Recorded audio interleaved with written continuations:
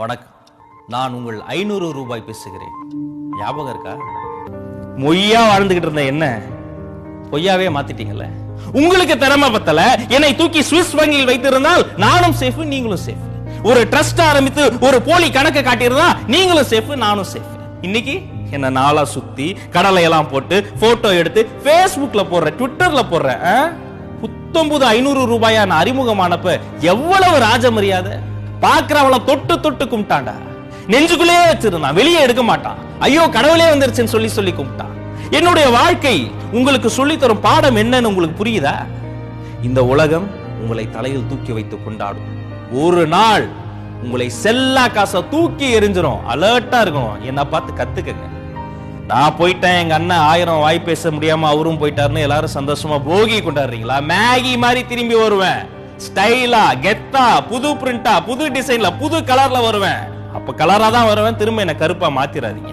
வறியவன், விவசாயி, வியாபாரி இவங்க கிட்ட எல்லாம் வளர்ச்சி நிதின்ற பேர்ல என்னைய சுரண்டி சுரண்டி எடுத்தீங்களே. இடைத்தேர்தல் வரப்போது நான் எல்லாம் என்ன பண்ண போறீங்க? கண்டெய்னர்ல என்னைக்காவது நீங்க கடத்தப்பட்டிருக்கீங்களா? வாய் பேச முடியாது, மூச்சு முட்டும். யோசிச்சு பாருங்க.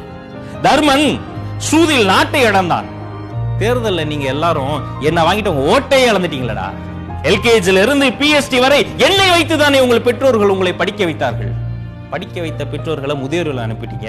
படிக்கிறதுக்கு காரணமா இருந்த என்னையும் உங்களை மாதிரி என்னைக்காவது நான் சாதி பார்த்திருப்பேனா? சமய வேறுபாடு பார்த்திருப்பேனா? உயர்ந்தவன் தாழ்ந்தவன், ஆண் பெண் பாகுபாடு வேறுபாடு எதுவுமே பார்த்ததில்லடா. உன்னை விட ரொம்ப யோக்கியமானவனா, உன்னை விட ரொம்ப வெள்ளையான மனசு எனக்கு இருக்கு. என்ன பார்த்து நீ கருப்புன்ற? நானாடா உன்னை ஏடிஎம் வாசல்ல நிக்க சொன்னேன். நீ நைட்டு ஃபுல்லா நின்னுட்டு ஐயோ 500 ரூபாயா, இவன் வேணா நீ என் தம்பி 100 ரூபாயா கேக்குற? என்ன பண்ணுவான் பாவம்? டே நைட்டா வேலை பார்த்து அவன் வாய் பேச முடியாம டயர்டாகி தூங்கிட்டு இருக்கிறான். 100 ரூபா அவன் கூட பரவாயில்ல.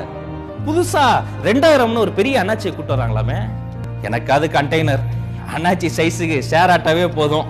பயங்கரமா டிராவல் பண்ண போறாருன்னு நினைக்கிறேன். அப்புறம் என்ன கருப்பு பணம்னு சொல்லாதீங்க. என்ன பதுக்கி பதுக்கி ஒளித்து வைத்திருந்த உங்க மனசு தாண்டா கருப்பு.